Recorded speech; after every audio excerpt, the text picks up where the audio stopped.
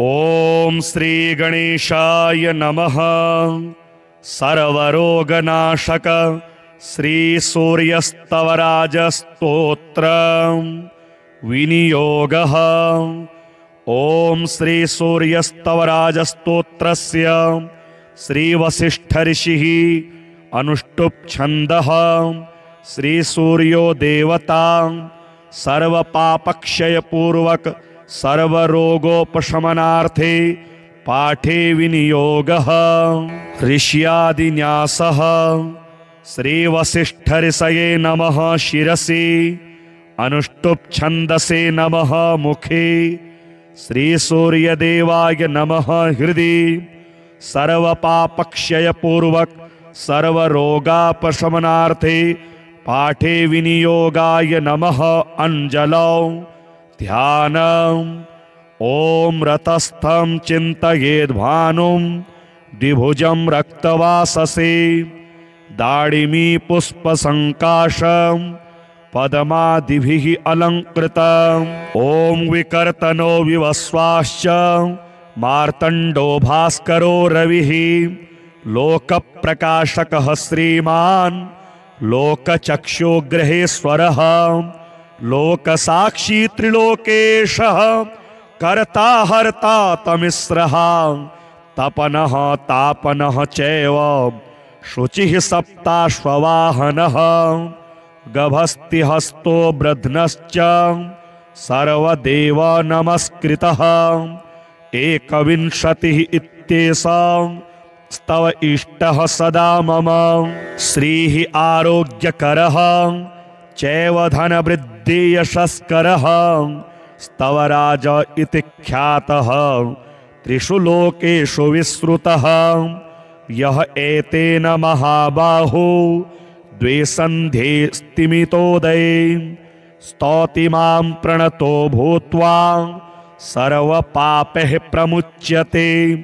कायिकं वाचिकं चैव मानसं यच्च दुष्कृतम्, एकजप्येन तत्सर्वं प्रणश्यति ममाग्रतः।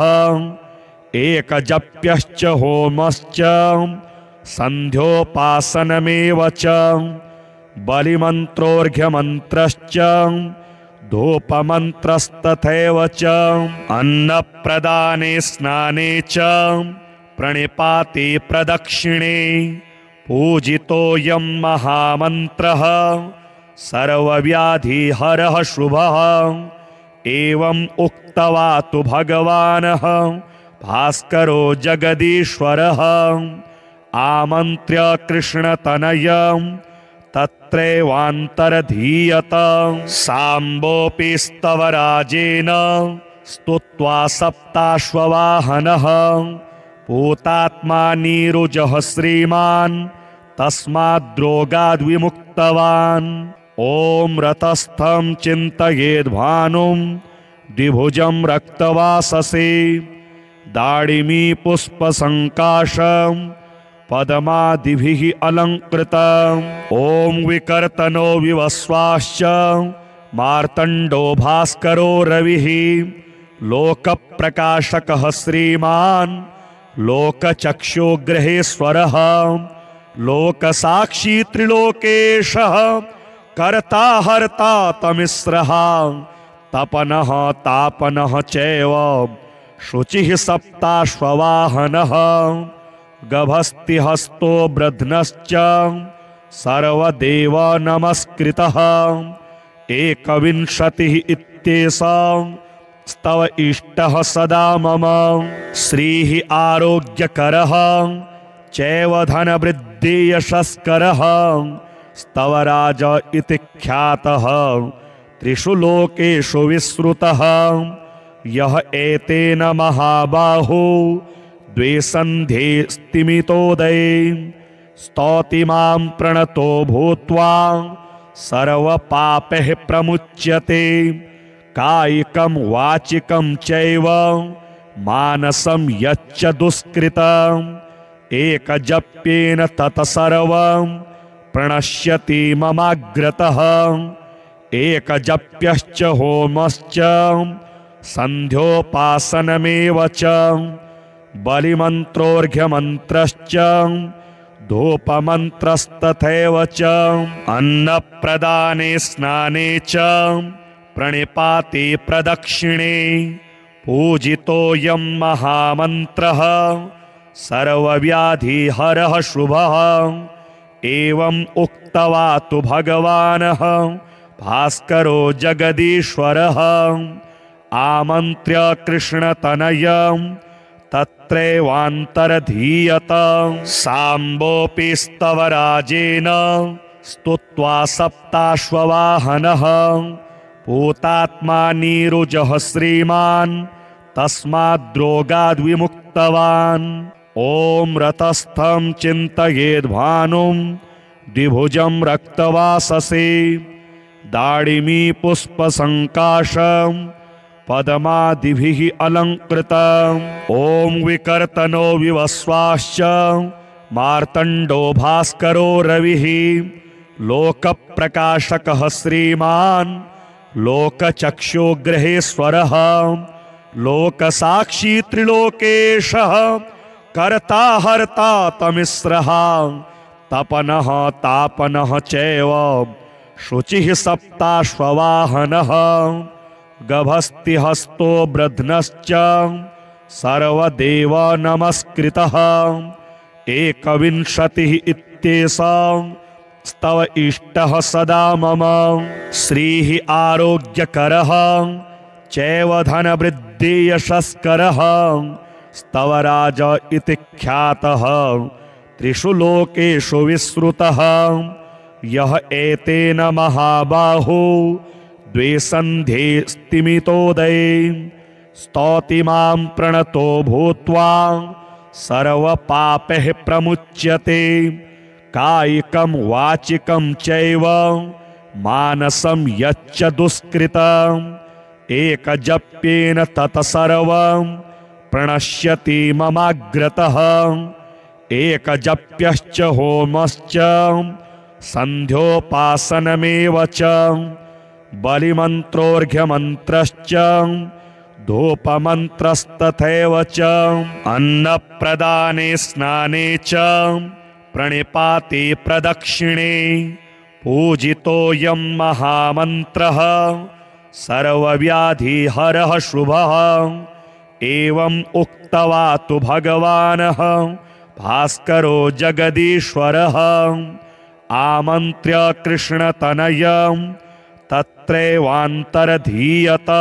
साम्बोऽपि स्तवराजेन स्तुत्वा सप्ताश्ववाहनः पूतात्मा नीरुजः श्रीमान् तस्माद्रोगाद्विमुक्तवान्। ॐ रतस्थं चिन्तयेद्भानुं द्विभुजं रक्तवाससे दाडिमी पुष्पसङ्काशं पद्मादिभिः अलङ्कृतम्। ॐ विकर्तनो विवस्वाश्च मार्तण्डो भास्करो रविः लोकप्रकाशकः श्रीमान् लोकचक्षुग्रहेश्वरः लोकसाक्षी त्रिलोकेशः कर्ता हर्ता तमिस्रः तपनः तापनः चैव शुचिः सप्ताश्ववाहनः गभस्तिहस्तो ब्रध्नश्च सर्वदेव नमस्कृतः। एकविंशतिः इत्येषा स्तव इष्टः सदा मम श्रीः आरोग्यकरः चैव धनवृद्धियशस्करः स्तवराज इति ख्यातः त्रिषु लोकेषु विश्रुतः। यः एतेन महाबाहो द्वे सन्ध्ये स्तिमितोदये स्तौति मां प्रणतो भूत्वा सर्वपापैः प्रमुच्यते। कायिकं वाचिकं चैव मानसं यच्च दुष्कृतम् एकजप्येन तत्सर्वं प्रणश्यति ममाग्रतः। एकजप्यश्च होमश्च सन्ध्योपासनमेव च बलिमन्त्रोऽर्घ्यमन्त्रश्च धूपमन्त्रस्तथैव च अन्नप्रदाने स्नाने च प्रणिपाते प्रदक्षिणे पूजितोऽयं महामन्त्रः सर्वव्याधिहरः शुभः। एवम् उक्त्वा तु भगवानः भास्करो जगदीश्वरः आमन्त्र्य कृष्णतनयं तत्रैवान्तरधीयत। साम्बोऽपि स्तवराजेन स्तुत्वा सप्ताश्ववाहनः पूतात्मा नीरुजः श्रीमान् तस्माद्रोगाद्विमुक्तवान्। ॐ रतस्थं चिन्तयेद्भानुं द्विभुजं रक्तवाससे दाडिमी पुष्पसङ्काशं पद्मादिभिः अलङ्कृतम्। ॐ विकर्तनो विवस्वाश्च मार्तण्डो भास्करो रविः लोकप्रकाशकः श्रीमान् लोकचक्षुग्रहेश्वरः लोकसाक्षी त्रिलोकेशः कर्ता हर्ता तमिस्रः तपनः तापनः चैव शुचिः सप्ताश्ववाहनः गभस्तिहस्तो ब्रध्नश्च सर्वदेव नमस्कृतः। एकविंशतिः इत्येषां स्तव इष्टः सदा मम।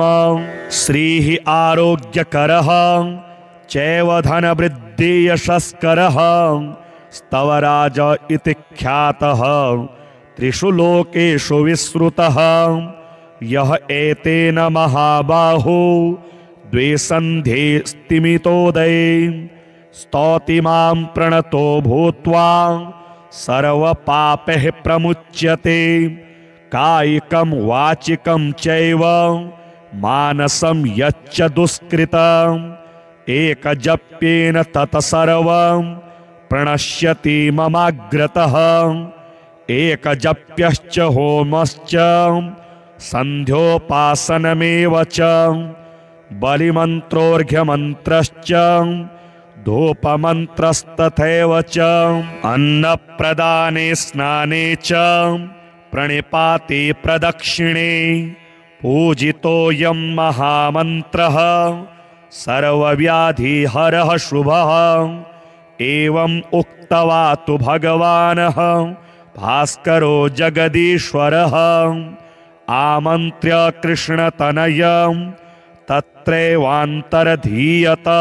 साम्बोऽपि स्तवराजेन स्तुत्वा सप्ताश्ववाहनः पूतात्मा नीरुजः श्रीमान् तस्माद्रोगाद्विमुक्तवान्। ॐ रतस्थं चिन्तयेद्भानुं द्विभुजं रक्तवाससे दाडिमी पुष्पसङ्काशं पद्मादिभिः अलङ्कृतम्।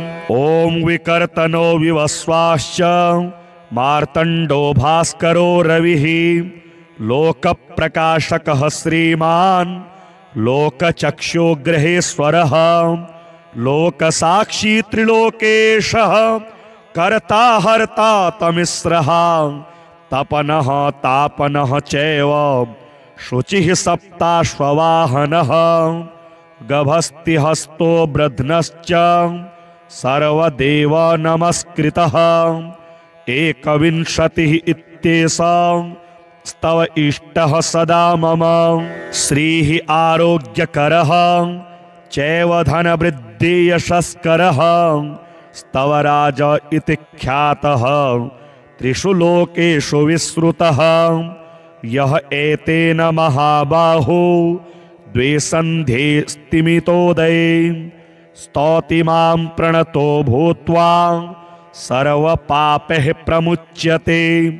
कायिकं वाचिकं चैव मानसं यच्च दुष्कृतम् एकजप्येन तत्सर्वं प्रणश्यति ममाग्रतः। एकजप्यश्च होमश्च सन्ध्योपासनमेव च बलिमन्त्रोऽर्घ्यमन्त्रश्च धूपमन्त्रस्तथैव च अन्नप्रदाने स्नाने च प्रणिपाते प्रदक्षिणे पूजितोऽयं महामन्त्रः सर्वव्याधिहरः शुभः। एवम् उक्त्वा तु भगवानः भास्करो जगदीश्वरः आमन्त्र्य कृष्णतनयं तत्रैवान्तरधीयत साम्बोऽपि स्तवराजेन स्तुत्वा सप्ताश्ववाहनः पूतात्मा नीरुजः श्रीमान् तस्माद्रोगाद्विमुक्तवान् ॐ रतस्थं चिन्तयेद्भानुं द्विभुजं रक्तवाससे दाडिमी पुष्पसङ्काशं पद्मादिभिः अलङ्कृतम् ॐ विकर्तनो विवस्वाश्च मार्तण्डो भास्करो रविः लोकप्रकाशकः श्रीमान् लोकचक्षुग्रहेश्वरः लोकसाक्षी त्रिलोकेशः कर्ता हर्ता तमिस्रः तपनः तापनः चैव शुचिः सप्ताश्ववाहनः गभस्तिहस्तो ब्रध्नश्च सर्वदेव नमस्कृतः एकविंशतिः इत्येषा स्तव इष्टः सदा मम श्रीः आरोग्यकरः चैव धनवृद्धि यशस्करः स्तवराज इति ख्यातः त्रिषु लोकेषु विश्रुतः यः एतेन महाबाहो द्वे सन्ध्ये स्तिमितोदये स्तौति मां प्रणतो भूत्वा सर्वपापैः प्रमुच्यते कायिकं वाचिकं चैव मानसं यच्च दुष्कृतम् एकजप्येन तत्सर्वं प्रणश्यति ममाग्रतः एकजप्यश्च होमश्च सन्ध्योपासनमेव च बलिमन्त्रोऽर्घ्यमन्त्रश्च धूपमन्त्रस्तथैव च अन्नप्रदाने स्नाने च प्रणिपाते प्रदक्षिणे पूजितोऽयं महामन्त्रः सर्वव्याधिहरः शुभः एवम् उक्त्वा तु भगवानः भास्करो जगदीश्वरः आमन्त्र्य कृष्णतनयं तत्रैवान्तरधीयत साम्बोऽपि स्तवराजेन स्तुत्वा सप्ताश्ववाहनः पूतात्मा नीरुजः श्रीमान् तस्माद्रोगाद्विमुक्तवान् ॐ रतस्थं चिन्तयेद्भानुं द्विभुजं रक्तवाससे दाडिमी पुष्पसङ्काशं पद्मादिभिः अलङ्कृतम् ॐ विकर्तनो विवस्वाश्च मार्तण्डो भास्करो रविः लोकप्रकाशकः श्रीमान् लोकचक्षुग्रहेश्वरः लोकसाक्षी त्रिलोकेशः कर्ता हर्ता तमिस्रः तपनः तापनः चैव शुचिः सप्ताश्ववाहनः गभस्तिहस्तो ब्रध्नश्च सर्वदेव नमस्कृतः एकविंशतिः इत्येषा स्तव इष्टः सदा मम श्रीः आरोग्यकरः चैव धनवृद्धि यशस्करः स्तवराज इति ख्यातः त्रिषु लोकेषु विश्रुतः यः एतेन महाबाहो द्वे सन्ध्ये स्तिमितोदये स्तौति मां प्रणतो भूत्वा सर्वपापैः प्रमुच्यते कायिकं वाचिकं चैव मानसं यच्च दुष्कृतम् एकजप्येन तत्सर्वं प्रणश्यति ममाग्रतः एकजप्यश्च होमश्च सन्ध्योपासनमेव च बलिमन्त्रोऽर्घ्यमन्त्रश्च धूपमन्त्रस्तथैव च अन्नप्रदाने स्नाने च प्रणिपाते प्रदक्षिणे पूजितोऽयं महामन्त्रः सर्वव्याधिहरः शुभः एवम् उक्त्वा तु भगवानः भास्करो जगदीश्वरः आमन्त्र्य कृष्णतनयं तत्रैवान्तरधीयत साम्बोऽपि स्तवराजेन स्तुत्वा सप्ताश्ववाहनः पूतात्मा नीरुजः श्रीमान् तस्माद्रोगाद्विमुक्तवान्।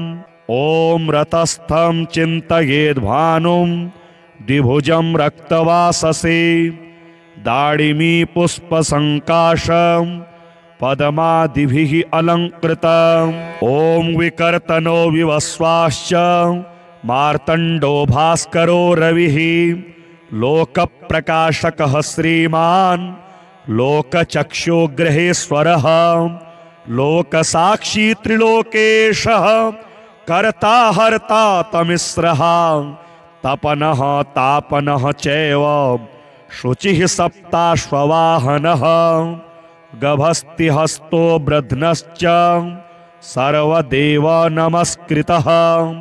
एकविंशतिः इत्येषः स्तव इष्टः सदा मम श्रीः आरोग्यकरः चैव धनवृद्धियशस्करः स्तवराज इति ख्यातः त्रिषु लोकेषु विश्रुतः। यः एतेन महाबाहो द्वे सन्ध्ये स्तिमितोदये स्तौति मां प्रणतो भूत्वा सर्वपापैः प्रमुच्यते कायिकं वाचिकं चैव मानसं यच्च दुष्कृतम् एकजप्येन तत्सर्वं प्रणश्यति ममाग्रतः एकजप्यश्च होमश्च सन्ध्योपासनमेव च बलिमन्त्रोऽर्घ्यमन्त्रश्च धूपमन्त्रस्तथैव च अन्नप्रदाने स्नाने च प्रणिपाते प्रदक्षिणे पूजितोऽयं महामन्त्रः सर्वव्याधिहरः शुभः। एवम् उक्त्वा तु भगवानः भास्करो जगदीश्वरः आमन्त्र्य कृष्णतनयं तत्रैवान्तरधीयत। साम्बोऽपि स्तवराजेन स्तुत्वा सप्ताश्ववाहनः पूतात्मा नीरुजः श्रीमान् तस्माद्रोगाद्विमुक्तवान्। ॐ रतस्थं चिन्तयेद्भानुं द्विभुजं रक्तवाससे दाडिमी पुष्पसङ्काशं पद्मादिभिः अलङ्कृतम्। ॐ विकर्तनो विवस्वाश्च मार्तण्डो भास्करो रविः लोकप्रकाशकः श्रीमान् लोकचक्षुग्रहेश्वरः लोकसाक्षी त्रिलोकेशः कर्ता हर्ता तमिस्रः तपनः तापनः चैव शुचिः सप्ताश्ववाहनः गभस्तिहस्तो ब्रध्नश्च सर्वदेव नमस्कृतः। एकविंशतिः इत्येषः स्तव इष्टः सदा मम श्रीः आरोग्यकरः चैव धनवृद्धियशस्करः स्तवराज इति ख्यातः त्रिषु लोकेषु विश्रुतः। यः एतेन महाबाहो द्वे सन्ध्ये स्तिमितोदये स्तौति मां प्रणतो भूत्वा सर्वपापैः प्रमुच्यते कायिकं वाचिकं चैव मानसं यच्च दुष्कृतम् एकजप्येन तत्सर्वं प्रणश्यति ममाग्रतः एकजप्यश्च होमश्च सन्ध्योपासनमेव च बलिमन्त्रोऽर्घ्यमन्त्रश्च धूपमन्त्रस्तथैव च अन्नप्रदाने स्नाने च प्रणिपाते प्रदक्षिणे पूजितोऽयं महामन्त्रः सर्वव्याधिहरः शुभः। एवम् उक्त्वा तु भगवानः भास्करो जगदीश्वरः आमन्त्र्य कृष्णतनयं तत्रैवान्तरधीयत। साम्बोऽपि स्तवराजेन स्तुत्वा सप्ताश्ववाहनः पूतात्मा नीरुजः श्रीमान् तस्माद्रोगाद्विमुक्तवान्। ॐ रतस्थं चिन्तयेद्भानुं द्विभुजं रक्तवाससे दाडिमी पुष्पसङ्काशं पद्मादिभिः अलङ्कृतम् ॐ विकर्तनो विवस्वाश्च मार्तण्डो भास्करो रविः लोकप्रकाशकः श्रीमान् लोकचक्षुग्रहेश्वरः लोकसाक्षी त्रिलोकेशः कर्ता हर्ता तमिस्रः तपनः तापनः चैव शुचिः सप्ताश्ववाहनः गभस्तिहस्तो ब्रध्नश्च सर्वदेव नमस्कृतः एकविंशतिः इत्येषा स्तव इष्टः सदा मम श्रीः आरोग्यकरः चैव धनवृद्धि यशस्करः स्तवराज इति ख्यातः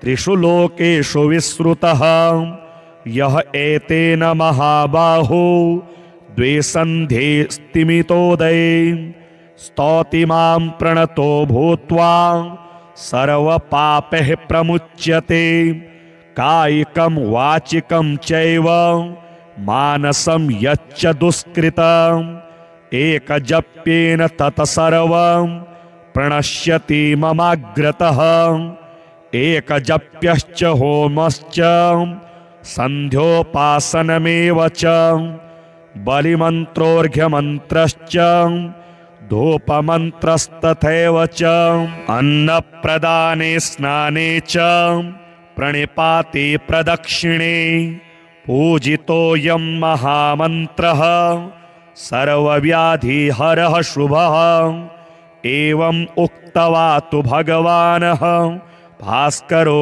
जगदीश्वरः आमन्त्र्य कृष्णतनयं तत्रैवान्तरधीयत साम्बोऽपि स्तवराजेन स्तुत्वा सप्ताश्ववाहनः पूतात्मा नीरुजः श्रीमान् तस्माद्रोगाद्विमुक्तवान् ॐ रतस्थं चिन्तयेद्भानुं द्विभुजं रक्तवाससे दाडिमी पुष्पसङ्काशं पद्मादिभिः अलङ्कृतम् ॐ विकर्तनो विवस्वाश्च मार्तण्डो भास्करो रविः लोकप्रकाशकः श्रीमान् लोकचक्षुग्रहेश्वरः लोकसाक्षी त्रिलोकेशः कर्ता हर्ता तमिस्रः तपनः तापनः चैव शुचिः सप्ताश्ववाहनः गभस्तिहस्तो ब्रध्नश्च सर्वदेव नमस्कृतः एकविंशतिः इत्येषा स्तव इष्टः सदा मम श्रीः आरोग्यकरः चैव धनवृद्धि यशस्करः स्तवराज इति ख्यातः त्रिषु लोकेषु विश्रुतः यः एतेन महाबाहो द्वे सन्ध्ये स्तिमितोदये स्तौति मां प्रणतो भूत्वा सर्वपापैः प्रमुच्यते कायिकं वाचिकं चैव मानसं यच्च दुष्कृतम् एकजप्येन तत्सर्वं प्रणश्यति ममाग्रतः एकजप्यश्च होमश्च सन्ध्योपासनमेव च बलिमन्त्रोऽर्घ्यमन्त्रश्च धूपमन्त्रस्तथैव च अन्नप्रदाने स्नाने च प्रणिपाते प्रदक्षिणे पूजितोऽयं महामन्त्रः सर्वव्याधिहरः शुभः एवम् उक्त्वा तु भगवानः भास्करो जगदीश्वरः आमन्त्र्य कृष्णतनयं तत्रैवान्तरधीयत साम्बोऽपि स्तवराजेन स्तुत्वा सप्ताश्ववाहनः पूतात्मा नीरुजः श्रीमान् तस्माद्रोगाद्विमुक्तवान् ॐ रतस्थं चिन्तयेद्भानुं द्विभुजं रक्तवाससे दाडिमी पुष्पसङ्काशं पद्मादिभिः अलङ्कृतम्। ॐ विकर्तनो विवस्वाश्च मार्तण्डो भास्करो रविः लोकप्रकाशकः श्रीमान् लोकचक्षुग्रहेश्वरः लोकसाक्षी त्रिलोकेशः कर्ता हर्ता तमिस्रः तपनः तापनः चैव शुचिः सप्ताश्ववाहनः गभस्तिहस्तो ब्रध्नश्च सर्वदेव नमस्कृतः। एकविंशतिः इत्येषा स्तव इष्टः सदा मम श्रीः आरोग्यकरः चैव धनवृद्धि यशस्करः स्तवराज इति ख्यातः त्रिषु लोकेषु विश्रुतः। यः एतेन महाबाहो द्वे सन्ध्ये स्तिमितोदये स्तौति मां प्रणतो भूत्वा सर्वपापैः प्रमुच्यते कायिकं वाचिकं चैव मानसं यच्च दुष्कृतम् एकजप्येन तत्सर्वं प्रणश्यति ममाग्रतः।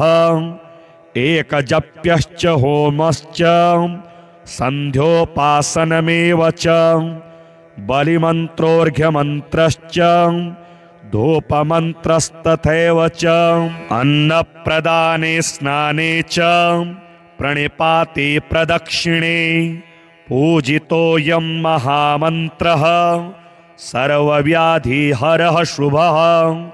एवम् उक्त्वा तु भगवानः भास्करो जगदीश्वरः आमन्त्र्य कृष्णतनयं तत्रैवान्तरधीयत। साम्बोऽपि स्तवराजेन स्तुत्वा सप्ताश्ववाहनः पूतात्मा नीरुजः श्रीमान् तस्माद्रोगाद्विमुक्तवान्। ॐ रतस्थं चिन्तयेद्भानुं द्विभुजं रक्तवाससे दाडिमी पुष्पसङ्काशं पद्मादिभिः अलङ्कृतम्। ॐ विकर्तनो विवस्वाश्च मार्तण्डो भास्करो रविः लोकप्रकाशकः श्रीमान् लोकचक्षुग्रहेश्वरः लोकसाक्षी त्रिलोकेशः कर्ता हर्ता तमिस्रः तपनः तापनः चैव शुचिः सप्ताश्ववाहनः गभस्तिहस्तो ब्रध्नश्च सर्वदेव नमस्कृतः। एकविंशतिः इत्येषा स्तव इष्टः सदा मम श्रीः आरोग्यकरः चैव धनवृद्धि यशस्करः स्तवराज इति ख्यातः त्रिषु लोकेषु विश्रुतः। यः एतेन महाबाहो द्वे सन्ध्ये स्तिमितोदये स्तौति मां प्रणतो भूत्वा सर्वपापैः प्रमुच्यते कायिकं वाचिकं चैव मानसं यच्च दुष्कृतम् एकजप्येन तत्सर्वं प्रणश्यति ममाग्रतः। एकजप्यश्च होमश्च सन्ध्योपासनमेव च बलिमन्त्रोऽर्घ्यमन्त्रश्च धूपमन्त्रस्तथैव च अन्नप्रदाने स्नाने च प्रणिपाते प्रदक्षिणे पूजितोऽयं महामन्त्रः सर्वव्याधिहरः शुभः। एवम् उक्त्वा तु भगवानः भास्करो जगदीश्वरः आमन्त्र्य कृष्णतनयं तत्रैवान्तरधीयत। साम्बोऽपि स्तवराजेन स्तुत्वा सप्ताश्ववाहनः पूतात्मा नीरुजः श्रीमान् तस्माद्रोगाद्विमुक्तवान्। ॐ रतस्थं चिन्तयेद्भानुं द्विभुजं रक्तवाससे दाडिमी पुष्पसङ्काशं पद्मादिभिः अलङ्कृतम्। ॐ विकर्तनो विवस्वाश्च मार्तण्डो भास्करो रविः लोकप्रकाशकः श्रीमान् लोकचक्षुग्रहेश्वरः लोकसाक्षी त्रिलोकेशः कर्ता हर्ता तमिस्रः तपनः तापनः चैव शुचिः सप्ताश्ववाहनः गभस्तिहस्तो ब्रध्नश्च सर्वदेव नमस्कृतः एकविंशतिः इत्येषा स्तव इष्टः सदा मम श्रीः आरोग्यकरः चैव धनवृद्धि यशस्करः स्तवराज इति ख्यातः त्रिषु लोकेषु विश्रुतः यः एतेन महाबाहो द्विसन्धे स्तिमितोदये स्तौति मां प्रणतो भूत्वा सर्वपापैः प्रमुच्यते कायिकं वाचिकं चैव मानसं यच्च दुष्कृतम् एकजप्येन तत्सर्वं प्रणश्यति ममाग्रतः एकजप्यश्च होमश्च सन्ध्योपासनमेव च बलिमन्त्रोऽर्घ्यमन्त्रश्च धूपमन्त्रस्तथैव च अन्नप्रदाने स्नाने च प्रणिपाते प्रदक्षिणे पूजितोऽयं महामन्त्रः सर्वव्याधिहरः शुभः एवम् उक्त्वा तु भगवानः भास्करो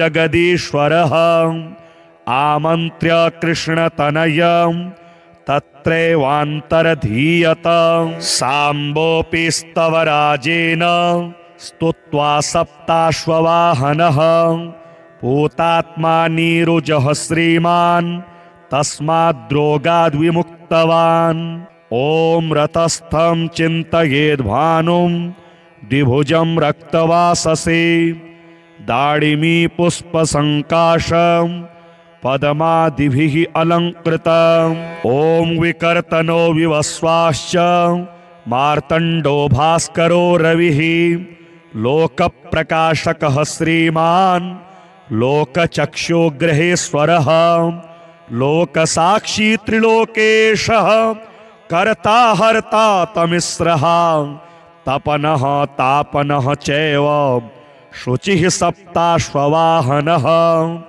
गभस्तिहस्तो ब्रध्नश्च सर्वदेव नमस्कृतः एकविंशतिः इत्येषा स्तव इष्टः सदा मम श्रीः आरोग्यकरः चैव धनवृद्धि यशस्करः स्तवराज इति ख्यातः त्रिषु लोकेषु विश्रुतः यः एतेन महाबाहो द्विसन्धे स्तिमितोदये स्तौति मां प्रणतो भूत्वा सर्वपापैः प्रमुच्यते कायिकं वाचिकं चैव मानसं यच्च दुष्कृतम् एकजप्येन तत्सर्वं प्रणश्यति ममाग्रतः एकजप्यश्च होमश्च सन्ध्योपासनमेव च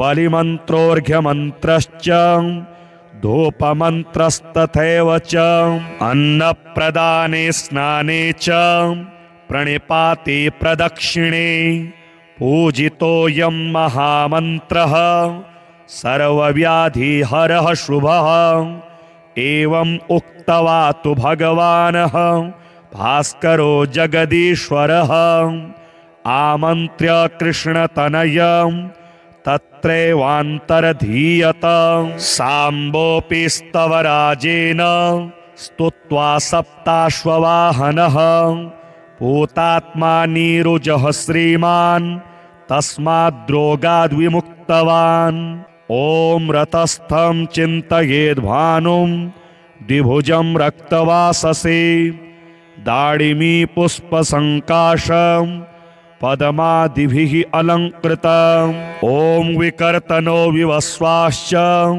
मार्तण्डो भास्करो रविः लोकप्रकाशकः श्रीमान् लोकचक्षुग्रहेश्वरः लोकसाक्षी त्रिलोकेशः कर्ता हर्ता तमिस्रः तपनः तापनः चैव शुचिः सप्ताश्ववाहनः गभस्तिहस्तो ब्रध्नश्च सर्वदेव नमस्कृतः एकविंशतिः इत्येषा स्तव इष्टः सदा मम श्रीः आरोग्यकरः चैव धनवृद्धि यशस्करः स्तवराज इति ख्यातः त्रिषु लोकेषु विश्रुतः यः एतेन महाबाहो द्वे सन्ध्ये स्तिमितोदये स्तौति मां प्रणतो भूत्वा सर्वपापैः प्रमुच्यते कायिकं वाचिकं चैव मानसं यच्च दुष्कृतम् एकजप्येन तत्सर्वं प्रणश्यति ममाग्रतः एकजप्यश्च होमश्च सन्ध्योपासनमेव च बलिमन्त्रोऽर्घ्यमन्त्रश्च धूपमन्त्रस्तथैव च अन्नप्रदाने स्नाने च प्रणिपाते प्रदक्षिणे पूजितोऽयं महामन्त्रः सर्वव्याधिहरः शुभः एवं उक्त्वा तु भगवानः भास्करो जगदीश्वरः आमन्त्र्य कृष्णतनयं तत्रैवान्तरधीयत साम्बोऽपि स्तवराजेन स्तुत्वा सप्ताश्ववाहनः पूतात्मा नीरुजः श्रीमान् तस्माद्रोगाद्विमुक्तवान् ॐ रतस्थं चिन्तयेद्भानुं द्विभुजं रक्तवाससे दाडिमी पुष्पसङ्काशं पद्मादिभिः अलङ्कृतम् ॐ विकर्तनो विवस्वाश्च मार्तण्डो भास्करो रविः लोकप्रकाशकः श्रीमान् लोकचक्षुग्रहेश्वरः लोकसाक्षी त्रिलोकेशः कर्ता हर्ता तमिस्रः तपनः तापनः चैव शुचिः सप्ताश्ववाहनः गभस्तिहस्तो ब्रध्नश्च सर्वदेव नमस्कृतः एकविंशतिः इत्येषा स्तव इष्टः सदा मम श्रीः आरोग्यकरः चैव धनवृद्धि यशस्करः स्तवराज इति ख्यातः त्रिषु लोकेषु विश्रुतः यः एतेन महाबाहो द्वे सन्ध्ये स्तिमितोदये स्तौति मां प्रणतो भूत्वा सर्वपापैः प्रमुच्यते कायिकं वाचिकं चैव मानसं यच्च दुष्कृतम् एकजप्येन तत्सर्वं प्रणश्यति ममाग्रतः एकजप्यश्च होमश्च सन्ध्योपासनमेव च बलिमन्त्रोऽर्घ्यमन्त्रश्च धूपमन्त्रस्तथैव च अन्नप्रदाने स्नाने च प्रणिपाते प्रदक्षिणे पूजितोऽयं महामन्त्रः सर्वव्याधिहरः शुभः एवं उक्त्वा तु भगवानः भास्करो जगदीश्वरः आमन्त्र्य कृष्णतनयं तत्रैवान्तरधीयत साम्बोऽपि स्तवराजेन स्तुत्वा सप्ताश्ववाहनः पूतात्मा नीरुजः श्रीमान् तस्माद्रोगाद्विमुक्तवान् ॐ रतस्थं चिन्तयेद्भानुं द्विभुजं रक्तवाससे दाडिमी पुष्पसङ्काशं पद्मादिभिः अलङ्कृतम् ॐ विकर्तनो विवस्वाश्च मार्तण्डो भास्करो रविः लोकप्रकाशकः श्रीमान् लोकचक्षुग्रहेश्वरः लोकसाक्षी त्रिलोकेशः कर्ता हर्ता तमिस्रः तपनः तापनः चैव शुचिः सप्ताश्ववाहनः गभस्तिहस्तो ब्रध्नश्च सर्वदेव नमस्कृतः एकविंशतिः इत्येषां स्तव इष्टः सदा मम। श्रीः आरोग्यकरः चैव धनवृद्धि यशस्करः स्तव राज इति ख्यातः त्रिषु लोकेषु विश्रुतः। यः एतेन महाबाहो द्विसन्धे स्तिमितोदये स्तौति मां प्रणतो भूत्वा सर्वपापैः प्रमुच्यते। कायिकं वाचिकं चैव मानसं यच्च दुष्कृतम् एकजप्येन तत्सर्वं प्रणश्यति ममाग्रतः। एकजप्यश्च होमश्च सन्ध्योपासनमेव च बलिमन्त्रोऽर्घ्यमन्त्रश्च धूपमन्त्रस्तथैव च अन्नप्रदाने स्नाने च प्रणिपाते प्रदक्षिणे पूजितोऽयं महामन्त्रः सर्वव्याधिहरः शुभः। एवम् उक्त्वा तु भगवानः भास्करो जगदीश्वरः आमन्त्र्य कृष्णतनयं तत्रैवान्तरधीयत। साम्बोऽपि स्तवराजेन स्तुत्वा सप्ताश्ववाहनः पूतात्मा नीरुजः श्रीमान् तस्माद्रोगाद्विमुक्तवान्। ॐ रतस्थं चिन्तयेद्भानुं द्विभुजं रक्तवाससे दाडिमी पुष्पसङ्काशं पद्मादिभिः अलङ्कृतम्। ॐ विकर्तनो विवस्वाश्च मार्तण्डो भास्करो रविः लोकप्रकाशकः श्रीमान् लोकचक्षुग्रहेश्वरः लोकसाक्षी त्रिलोकेशः कर्ता हर्ता तमिस्रः तपनः तापनः चैव शुचिः सप्ताश्ववाहनः गभस्तिहस्तो ब्रध्नश्च सर्वदेव नमस्कृतः। एकविंशतिः इत्येषां स्तव इष्टः सदा मम। श्रीः आरोग्यकरः चैव धनवृद्धि यशस्करः स्तव राज इति ख्यातः त्रिषु लोकेषु विश्रुतः। यः एतेन महाबाहो द्विसन्धे स्तिमितोदये स्तौति मां प्रणतो भूत्वा सर्वपापैः प्रमुच्यते। कायिकं वाचिकं चैव मानसं यच्च दुष्कृतम् एकजप्येन तत्सर्वं प्रणश्यति ममाग्रतः। एकजप्यश्च होमश्च सन्ध्योपासनमेव च बलिमन्त्रोऽर्घ्यमन्त्रश्च धूपमन्त्रस्तथैव च अन्नप्रदाने स्नाने च प्रणिपाते प्रदक्षिणे पूजितोऽयं महामन्त्रः सर्वव्याधिहरः शुभः। एवम् उक्त्वा तु भगवानः भास्करो जगदीश्वरः आमन्त्र्य कृष्णतनयं तत्रैवान्तरधीयत। साम्बोऽपि स्तवराजेन स्तुत्वा सप्ताश्ववाहनः पूतात्मा नीरुजः श्रीमान् तस्माद्रोगाद्विमुक्तवान्। ॐ रतस्थं चिन्तयेद्भानुं द्विभुजं रक्तवाससे दाडिमी पुष्पसङ्काशं पद्मादिभिः अलङ्कृतम्।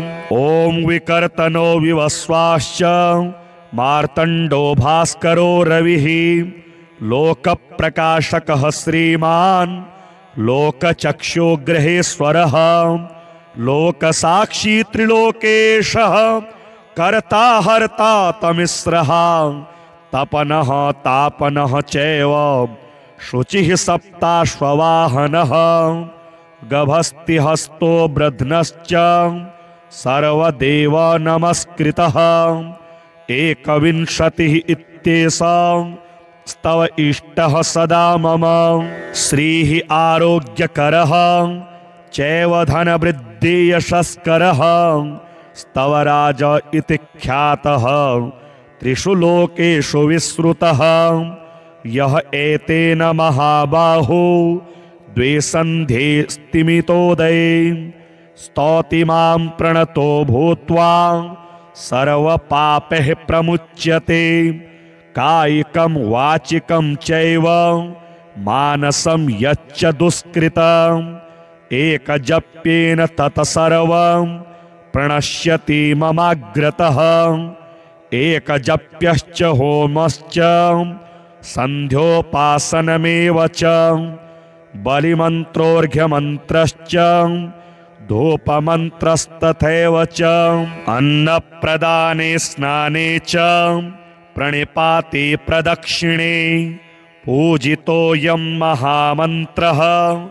सर्वव्याधिहरः शुभः एवम् उक्त्वा तु भगवानः भास्करो जगदीश्वरः आमन्त्र्य कृष्णतनयं तत्रैवान्तरधीयत साम्बोऽपि स्तवराजेन स्तुत्वा सप्ताश्ववाहनः पूतात्मा नीरुजः श्रीमान् तस्माद्रोगाद्विमुक्तवान् ॐ रतस्थं चिन्तयेद्भानुं द्विभुजं रक्तवाससे दाडिमी पुष्पसङ्काशं पद्मादिभिः अलङ्कृतम् ॐ विकर्तनो विवस्वाश्च मार्तण्डो भास्करो रविः लोकप्रकाशकः श्रीमान् लोकचक्षुग्रहेश्वरः लोकसाक्षी त्रिलोकेशः कर्ता हर्ता तमिस्रः तपनः तापनः चैव शुचिः सप्ताश्ववाहनः गभस्तिहस्तो ब्रध्नश्च सर्वदेव नमस्कृतः एकविंशतिः इत्येषा स्तव इष्टः सदा मम श्रीः आरोग्यकरः चैव धनवृद्धि यशस्करः स्तवराज इति ख्यातः त्रिषु लोकेषु विश्रुतः यः एतेन महाबाहो द्विसन्धे स्तिमितोदये स्तौति मां प्रणतो भूत्वा सर्वपापैः प्रमुच्यते कायिकं वाचिकं चैव मानसं यच्च दुष्कृतम् एकजप्येन तत्सर्वं प्रणश्यति ममाग्रतः एकजप्यश्च होमश्च सन्ध्योपासनमेव च बलिमन्त्रोऽर्घ्यमन्त्रश्च धूपमन्त्रस्तथैव च अन्नप्रदाने स्नाने च प्रणिपाते प्रदक्षिणे पूजितोऽयं महामन्त्रः सर्वव्याधिहरः शुभः एवम् उक्त्वा तु भगवानः भास्करो जगदीश्वरः आमन्त्र्य कृष्णतनयं तत्रैवान्तरधीयत साम्बोऽपि स्तवराजेन स्तुत्वा सप्ताश्ववाहनः पूतात्मा नीरुजः श्रीमान् तस्माद्रोगाद्विमुक्तवान्।